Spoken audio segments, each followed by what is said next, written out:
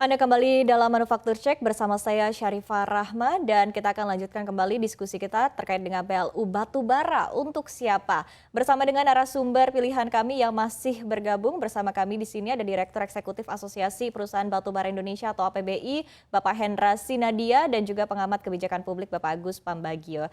Kita lanjutkan kembali diskusi kita Bapak-bapak. Saya akan ke Pak Hendra ya. Tadi sempat disebutkan yang menjadi poin dari Pak Agus adalah terkait dengan transparansi dan juga ketepatan data nih dari para pengusaha batubara. Anda melihatnya seperti apa Pak Hendra dan mungkin terkait dengan skema nanti BLU ini seperti apa dari para pelaku industri untuk memastikan ya pasokan untuk di dalam negeri ini juga tetap aman begitu untuk industri.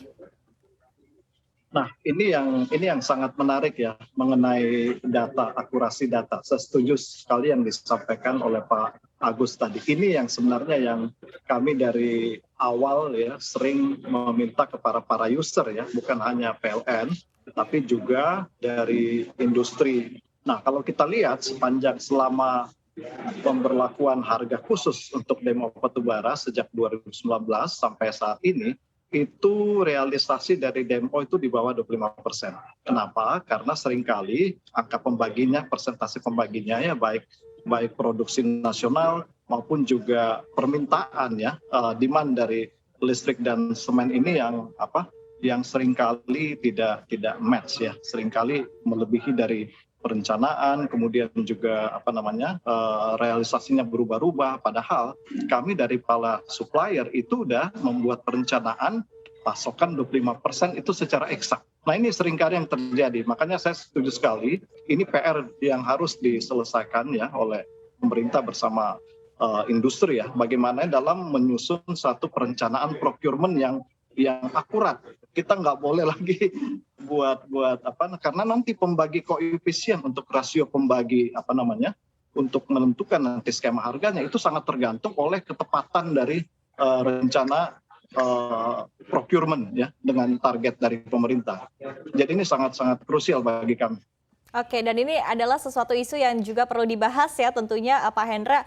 Nah tadi terkait dengan Pak Agus begitu terkait dengan tadi untuk data sendiri, apa yang bisa dilakukan sebetulnya untuk tadi ya meningkatkan ketepatan, keakuratan dari data sendiri begitu Pak Agus Anda melihatnya. Kemudian juga di satu sisi seperti apa Anda melihat untuk kemampuan dari sektor ataupun juga pelaku industri untuk memenuhi kebutuhan industri di dalam negeri?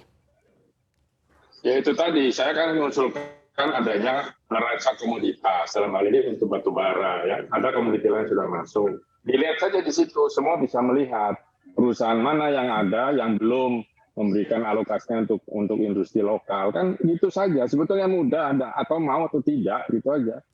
Kan itu pekerjaan yang bisa dilakukan untuk komoditas lain sudah bisa dilakukan. Artinya yang kritis ini batu bara kan juga kalau harganya naik dinaikkan nggak apa-apa. Diturunkan, tapi haknya untuk industri dalam negeri kan harus dipenuhi.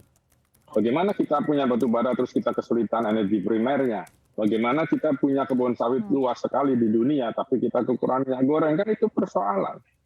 Kenapa itu tidak bisa dibereskan? Kenapa harus makan korban menterinya segala macam? Kan itu hal-hal yang sebetulnya tidak sulit untuk dibereskan, tapi mau atau tidak, itu aja. Oke, baik. Pak, kita kembali lagi ke topik kita begitu kan terkait dengan BLU batubara untuk siapa begitu. Nah, kalau kita lihat lagi sebetulnya untuk industri apalagi industri yang saat ini mendapatkan DMO harga batubara 90 US dollar per tonnya, termasuk adalah industri semen dan juga tekstil, itu kan juga sebetulnya industri yang sangat penting bagi Indonesia. Ini sandang dan juga papan begitu ya Pak ya. Dan kalau kita lihat juga sebetulnya untuk efek ke retailnya begitu besar jika harganya begitu mahal. Tapi Anda melihatnya seperti apa Pak? Mungkin multiplier efeknya begitu kalau misalnya harga bagi para industri ini untuk batubara tinggi Pak.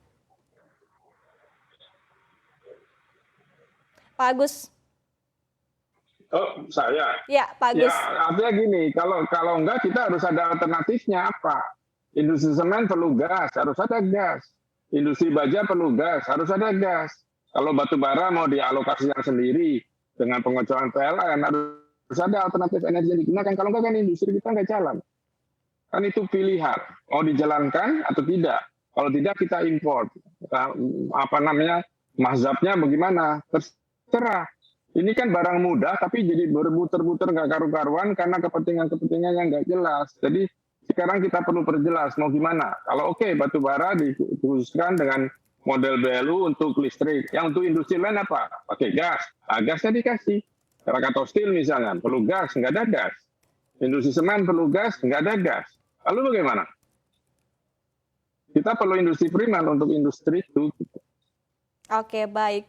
Dari Pak Hendra seperti apa begitu Pak? Tadi terkait dengan kepentingan yang sempat dimention juga oleh Pak Agus begitu. Anda melihatnya kira-kira seperti apa? Apakah dari para pelaku industri batubara sendiri tidak ingin begitu? Sebetulnya bukan tidak ingin ya Pak ya, tapi lebih memilih tadi fokusnya adalah untuk kelistrikan terlebih dahulu begitu.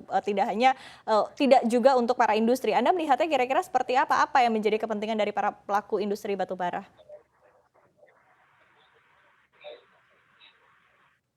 Pak Hendra.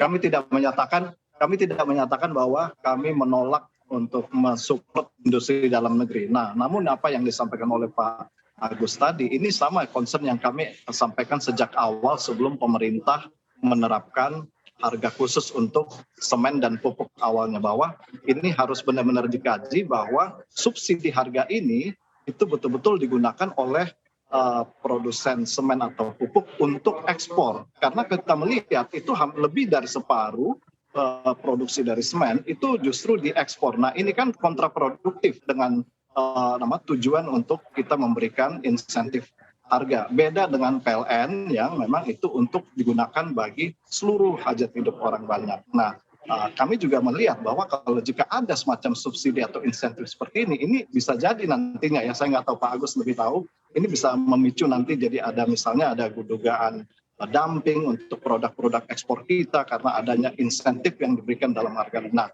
jadinya kami memberikan tugas ya buat pemerintah untuk dikaji secara komprehensif dulu nih sebelum diterapkan.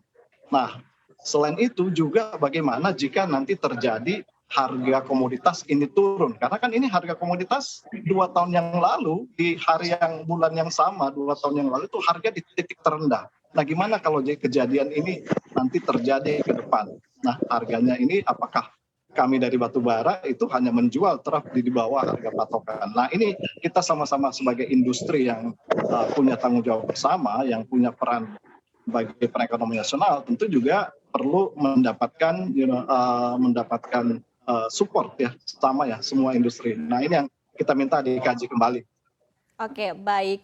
Dari tanggapan Anda, Pak Agus, seperti apa dari jawaban Pak Hendra tadi ya terkait dengan ekspor, kemudian juga di satu sisi yang tadi bisa di-highlight juga, kalau misalnya harga komoditas batubara untuk pelaku industri ini adalah mahal begitu kan, ataupun juga mengikuti mekanisme pasar, akan ada potensi untuk inflasi begitu untuk produk-produk turunannya. Anda melihat kira-kira potensi untuk inflasi jika mengacu kepada kondisi saat ini seperti apa, Pak Agus? Kalau penting bukan inflasinya, penting itu kalau tadi betul kata Pak Hendra, kalau itu disubsidi, itu kan nanti jadi anti dumping ketika diekspor, itu betul. Makanya saya katakan tadi, oke, kalau sekarang batu bara yang pakai kebijakannya bagaimana? Kebijakannya pemerintah hanya ingin mensuplai untuk PLN, karena itu PLN tidak mungkin ekspor listrik. Fine, oke, lakukan itu. Nah, kemudian bagaimana dengan industri lain yang karena kalau pakai batu bara harga pasar, dia sudah tidak ngejar. Karena harga semen di luar, karena resesi begini tidak ada yang beli. Harga pupuk sama, besi juga sama. Lalu bagaimana? Tentu harus diberikan energi yang lebih murah apa? Ya dicari apa? Ini tugas pemerintah untuk menetapkan. Nah, kalau mau menggunakan batu bara yang dengan BLU, ya dilihat. Kan tahu berapa ekspornya. Makanya dasar dan neraca komoditi mudah. Dilihat semen mau ekspor berapa, kemana? Oke, itu tidak disubsidi. Tetapi yang dipasarkan di dalam negeri untuk mendorong properti bangun lagi, ya harus disubsidi. Nah, itu kalau tidak ada neracanya, bagaimana kita ngaturnya? Asal-asalan nanti ujung-ujungnya korupsi lagi sudah. Seperti minyak goreng dan seterusnya. Dan ini yang terus berulang. Sebetulnya seperti keledai kan. Kalau manusia salah pertama itu boleh karena dia harus belajar. Kalau salah lebih dari 2 kali pada hal yang sama, itu sudah lebih gila dari keledai, kan begitu. Nah, ini yang menurut saya, tolong pemerintah pastikan apakah BLU ini untuk mengkonter dua-duanya, atau kalau tidak, yang non-listrik itu dilakukan energi primernya apa, diberi subsidi situ atau bagaimana. Itu kan pekerjaan pemerintah, pekerjaan perindustrian, SDM, dan juga perdagangan. Jadi jangan dilepas, karena ini industri kita sedang sulit begini, harus dibantu. Dari yang bantu siapa? Ya pemerintah. Bisa dengan kebijakan, bisa dengan tunai, cash. Oke, baik. Dari Pak Hendra seperti apa tanggapan Anda begitu terkait dengan subsidi ini, terkait dengan tadi ya argumen dari Pak Agus? Iya, yang kembali lagi data itu yang sangat penting karena kejadian bukan hanya di industri, di PLN juga sering seperti itu ya. Bagaimana perencanaan procurement untuk stockpile dari PLN itu sering sekali berubah-ubah. Ya. Padahal kami dari industri pemasok ini sudah dari awal merencanakan rencana penambangan dalam RKB itu kita udah set 25% kita harus memasok dalam negeri. Tapi yang terjadi kenyataannya ya mungkin karena ada manajemen procurement stockpile yang ini berubah-ubah apa segala gitu sehingga realisasi dari demand ini menurun. Nah ini bisa terjadi dan juga sering terjadi pastinya di industri ya. Awalnya mereka membuat perencanaan ya demand itu tinggi ya pasti perusahaan untuk membuat ini ya membuat perencanaan ya. Tapi dari sisi kami maunya itu akurasi dari data itu tepat data demand dan juga data-data yang disampaikan oleh Pak Agus itu berapa porsi untuk yang untuk ke ekspor atau kan yang di dalam negeri. Jadi intinya kami support BLU ini kalau bisa lebih cepat lebih bagus karena harga terus tinggi dan juga ada keluhan dari beberapa pembangkit mengenai